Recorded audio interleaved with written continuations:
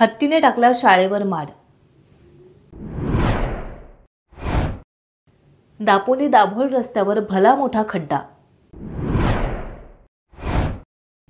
कर्जतमध्ये मनसेचे भीक मागो आंदोलन। शालेय पोषण आहाराबाबत मनसे आक्रमक। दोडामार्ग तालुक्यातील शेतकरी हत्तीच्या उपद्रवामुळे हैराण झाले आहेत। ओंकार हत्ती गोवा राज्यात धुमाकूळ घालत असताना आता 5 हत्तींचा कळप गुरुवारी मध्यरात्री घोडके गावात दाखल झाला आहे। त्याने जिल्हा परिषद शाळेजवळ असलेला भला मोठा भीम माड शाळेवर ढकलून दिला। त्यामुळे शाळेचे छप्पर तसेच आतील संगणक कक्षाचे नुकसान झाले आहे।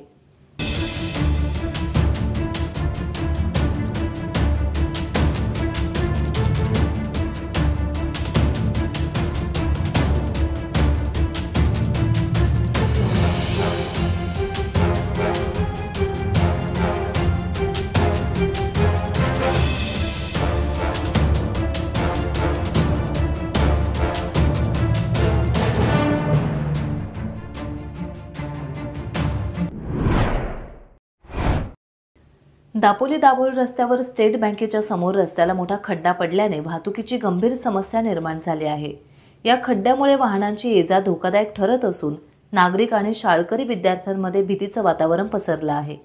खड्डा वाढत असल्यामुळे या मार्गावरील वाहतूक तात्पुरती थांबवण्यात आली आहे। याबाबत विचारणा केली असता बांधकाम विभागाने नगरपंचायत प्रशासनाने लवकरच दुरुस्तीचे काम सुरू होईल असे आश्वासन दिले आहे। दरम्यान नगराध्यक्ष सौ कृपा घाग, नगरपंचायत कर्मचारी आणि बांधकाम विभागाचे अधिकारी यांनी घटनास्थळी पाहणी केली आहे।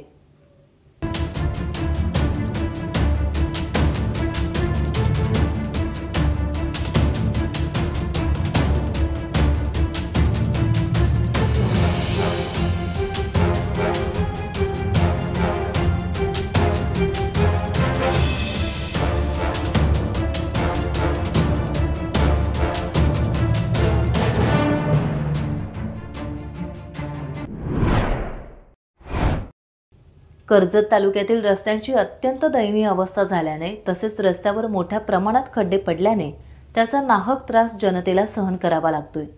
कर्जत तालुक्यातील रस्त्यांची झालेली दुरावस्था पाहता महाराष्ट्र नवनिर्माण सेना यांनी कर्जत येथे भीक मागो आंदोलन केले। या आंदोलनात महाराष्ट्र नवनिर्माण सेनेचे जिल्हाध्यक्ष जितेंद्र पाटील यांच्यासह कर्जत तालुक्यातील मनसे पदाधिकारी सहभागी झाले होते। मनसे पदाधिकाऱ्यांनी भीक मागो आंदोलन करत शासनाचे लक्ष वेधत तात्काळ दखल घेण्याची मागणी करण्यात आली।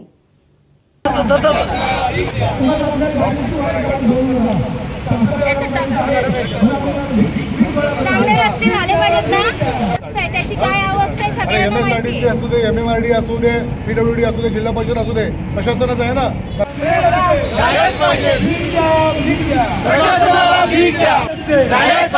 चांगले रस्ते पाहिजे,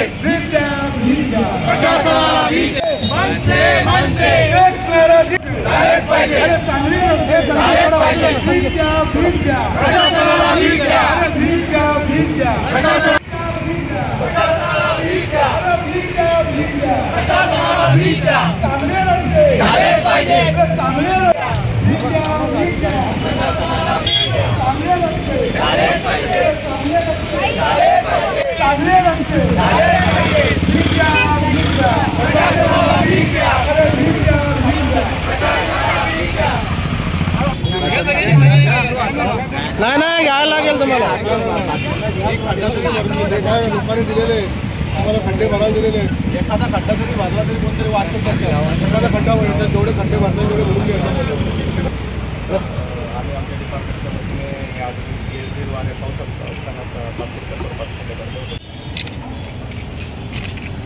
आता ही भीक तुम्हाला कोणाला देऊ? जिल्हा परिषद पीडब्ल्यूडी वाटून इकडे बघा।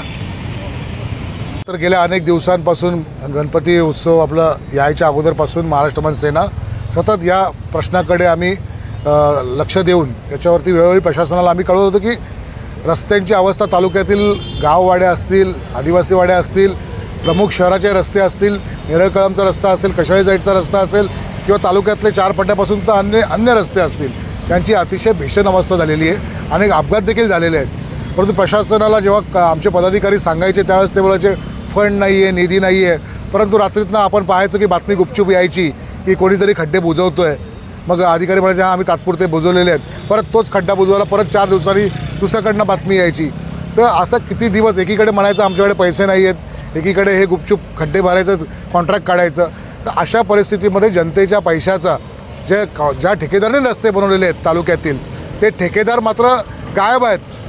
मग त्यांच्यामागे कोण पुढारी असो नसो आम्हाला त्याच्याशी काही घेणं देणं नाही आहे. जनतेच्या पैशातनं बनलेला रस्ता हा जनतेसाठी सुखकर असला पाहिजे ही भूमिका महाराष्ट्र सेनेची आहे. त्यामुळे अशा अधिकाऱ्यांचा जो दुर्लक्ष झालेलं आहे या तालुक्यामधील रस्त्यांवर त्यांना जाग आणण्याकरता आम्ही भीक मागो आंदोलन आज महाराष्ट्र सेनेच्या वतीने केलेलं आहे. महाराष्ट्र नवनिर्माण सेनेच्या पदाधिकाऱ्यांनी रत्नागिरी शहरातील शालेय पोषण आहाराच्या धान्याचा गैरवापर होत असल्याची शंका व्यक्त करत तक्रार केली आहे. मनसेच्या तक्रारीनंतर जिल्हा परिषदेचे शिक्षणाधिकारी किरण लोहार यांनी या प्रकरणाची गंभीर दखल घेत दोषींवर कठोर कारवाई करण्याचं आश्वासन दिलं आहे. नमस्कार, मी अमोल श्रीनाथ, मनसे शहर संघटक रत्नागिरी. आज आपण आहोत जिल्हा परिषदमध्ये. कारण असं की रत्नागिरी शहरामध्ये काही शाळांमध्ये जे पोषण आहार दिलं जातं त्या पोषण आहाराच्या संदर्भात आपण आज या ठिकाणी आलेलो आहोत. काही शाळांमध्ये आम्हाला असं निदर्शनास आलं की त्या ठिकाणी जी पोषण आहाराचे जे धान्य असतं जे तांदूळ असतात, साधारण ते तांदूळ त्या शाळेमध्ये साठा करावायचा असतो. परंतु काही शाळांमध्ये असं निदर्शनास आलं की तो साठा त्या शाळांमध्ये न करता संबंधित जो कंत्राटदार आहे त्याच्या जागेवरती तो केला जातो आणि त्याच ठिकाणी ते जेवण वगैरे सगळं केलं जातं.